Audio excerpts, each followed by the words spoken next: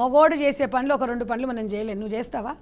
అంటే ఇప్పుడు బట్టలు ఏది కావాలంటే అది వేసుకోవడం అన్నది అబ్బాయిలతో పోల్చుకోవడం కాదు. నేను ఏం మాట్లాడుతున్నమ్మా అంటే కొన్ని మగోడు చేసేటి మనం చేయలేం అంటున్నామా? అవును. కొన్ని ఆడవాళ్ళు చేసేటి మగోడు కూడా చేయలేడు. వాళ్ళిద్దరు కంపేర్ కాదు. అసలు మహిళను మనం కంపేర్ చేసుకోవద్దు. ఎవరు ఒక మహిళను సాటి ఎవరు లేరు. ఒక భూదేవికి ఉన్నంత ఓర్పు ఉంటుంది. ఒక అమ్మగా, ఒక చెల్లిగా, ఒక సృష్టికర్తగా ఎన్నో విధాలుగా ఉంటుంది. మనం వాళ్ళకి ఎందుకు కంపేర్ చేసుకోవాలి?